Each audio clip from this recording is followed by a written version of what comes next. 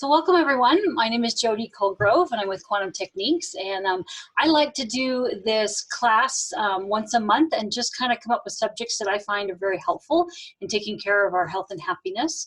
And so when I originally set the subject, I was kind of talk about curtains, and that's something that we do at Quantum Techniques, is to talk about curtains. And the best way I can explain it is that sometimes our body can't see what it needs to heal.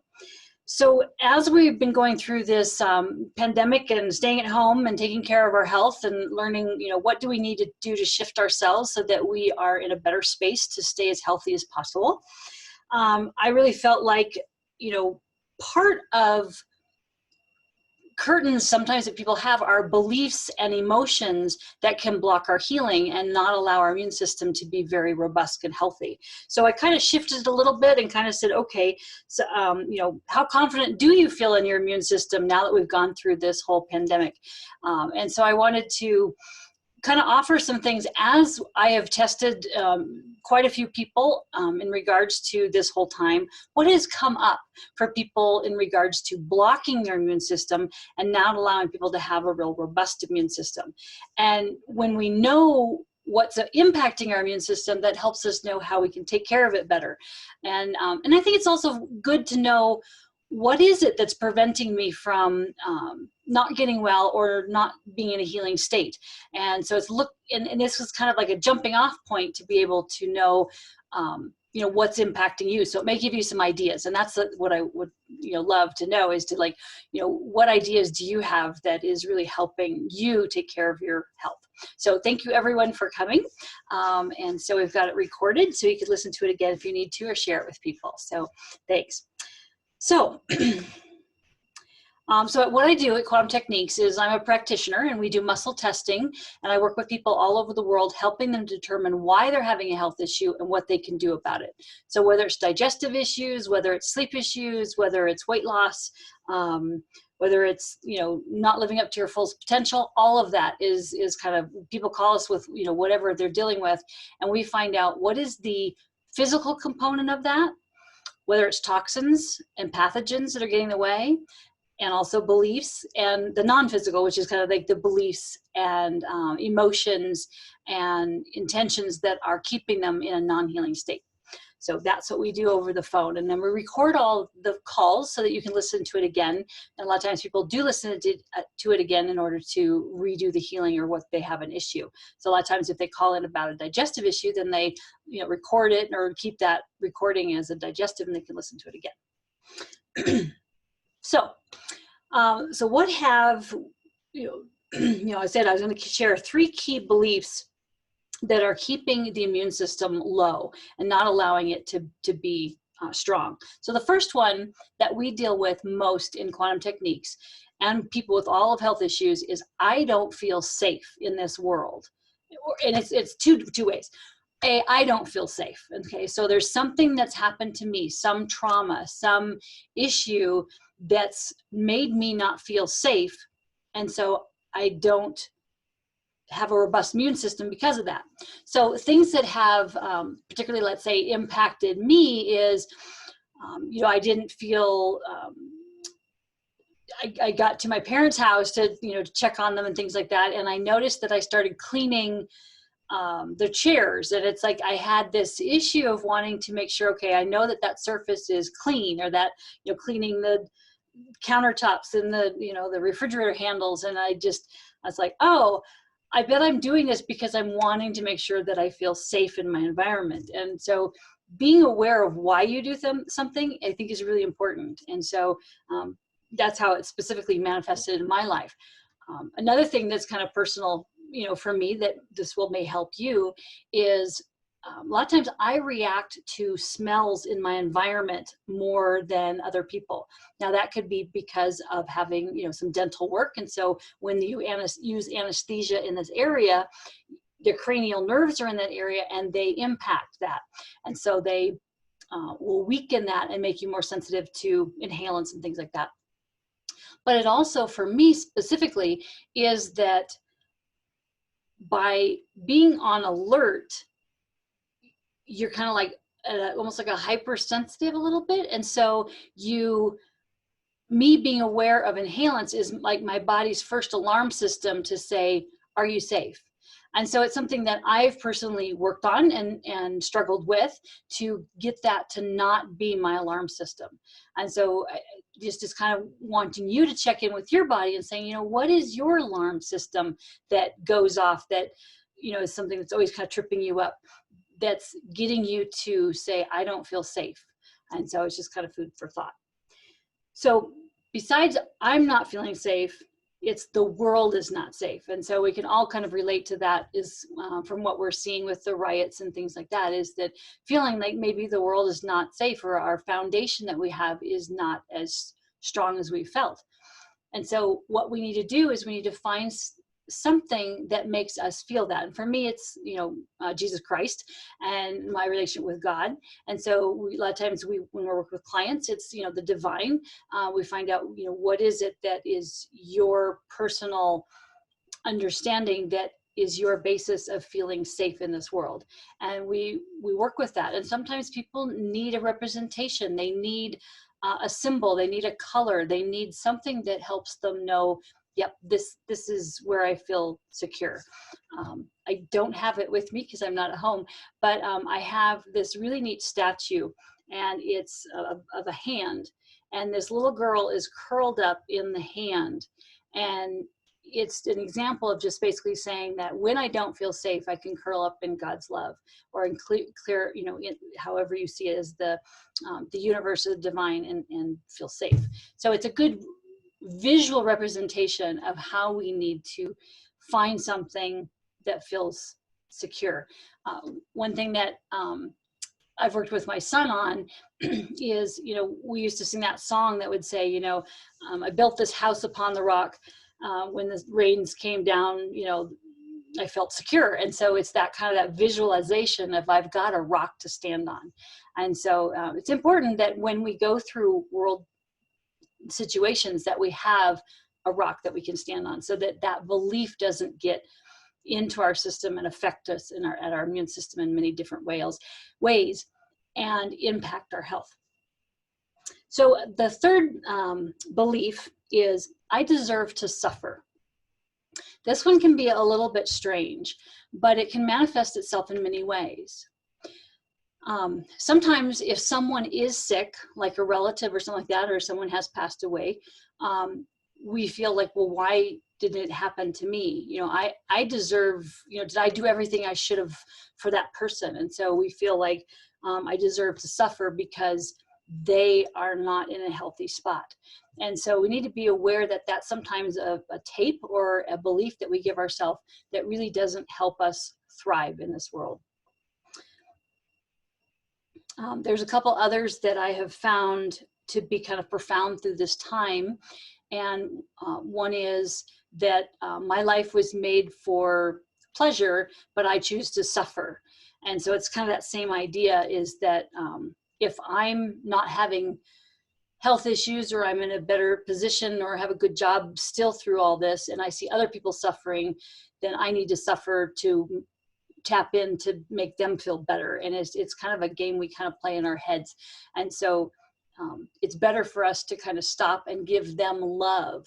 And so that's why I always talk about the Ho'oponopono prayer of, I love you, please forgive me, I'm sorry, thank you. And that comes from more of a place of saying, I may not do everything right, but I'm really thinking about you, and I want to say I'm sorry, and I want you to flourish like I want to flourish. And so there's that camaraderie in that, and it's a balance. Okay, and that kind of negates that idea of that I need to suffer. Another one that I've actually found lately in regards specifically to the pandemic is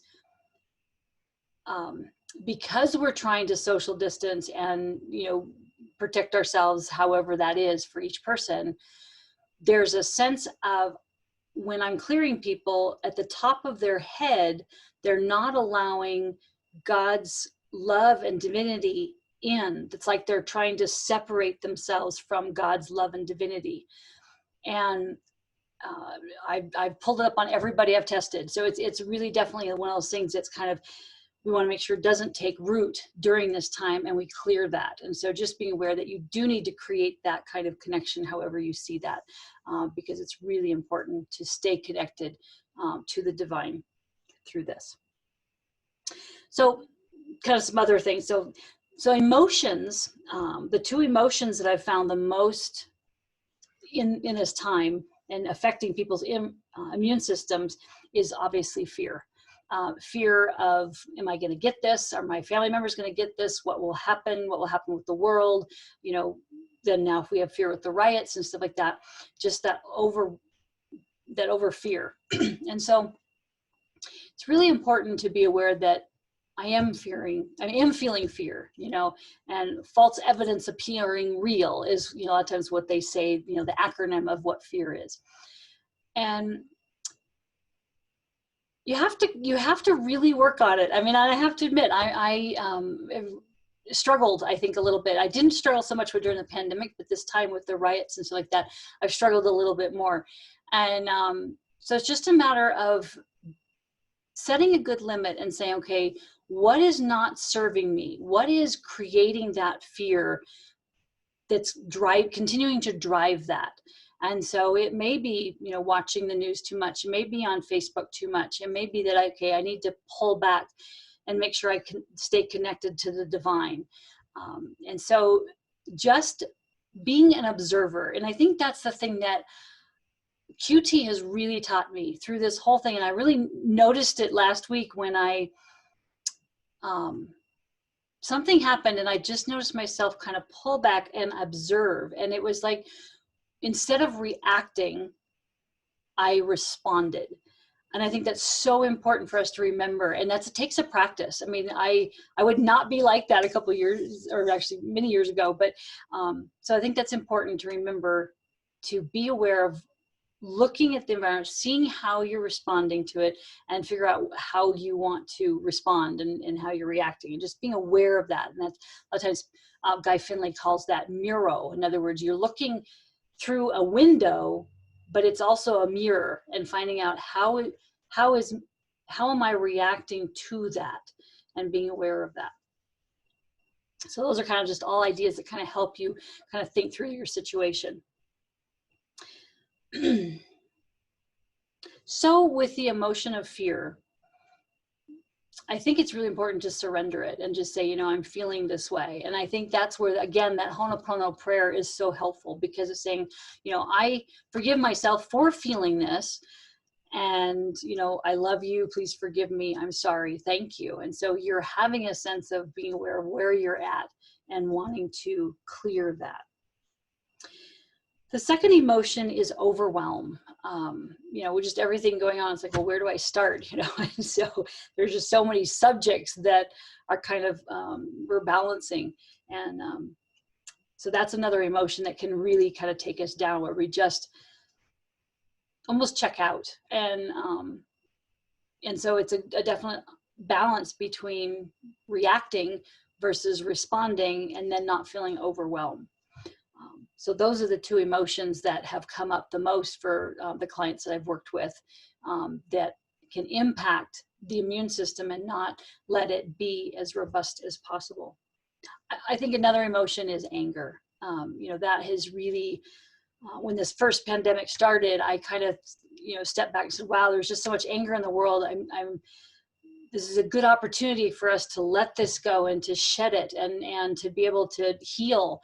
And I was really hoping that would happen, and it happened for me, but not everybody. And I think it happened for a time, and then we kind of get back into our old ways, unfortunately. So so those are the beliefs and the emotions that can impact our immune system. And it's just amazing that, you know, those things can really bring you down. And so being aware of watching your internal environment to know how to take care of your health and happiness is really important, because those beliefs and those emotions can really just hurt and not allow you to, gonna hurt the neurotransmitters, and then can bring things down and affect your liver, because anger is your liver. Your bladder can be kind of pissed off. So each organ has a different thing. Your gallbladder is how they do that. Lungs is the grief that people feel. So each organ has an emotion with it. And so being aware of how those are impacting you, those emotions, and then bringing down those organs, and then they get impacted. So that's really what I wanted to cover tonight, and just being aware of kind of the discussion and letting you know what emotions, what beliefs can really kind of trigger you to not be at your best with your immune system.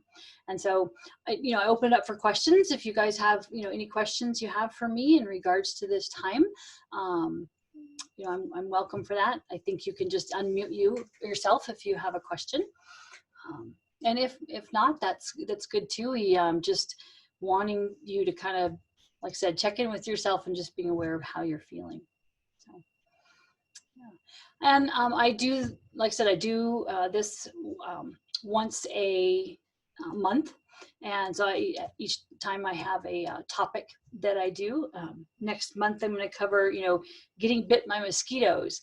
And, sometimes we can get bit more than just something physical. It can be something non-physical. And so I want to go over how that can kind of impact you. So, and at Quantum Techniques, like I said, we like to, if someone has a physical ailment, they call and we find out, what's impacting them both physically and non-physically, to let the body not be in a healing state.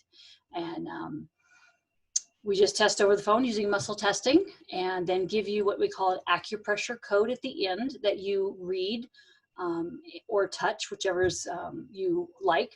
And that puts your body back into a healing state.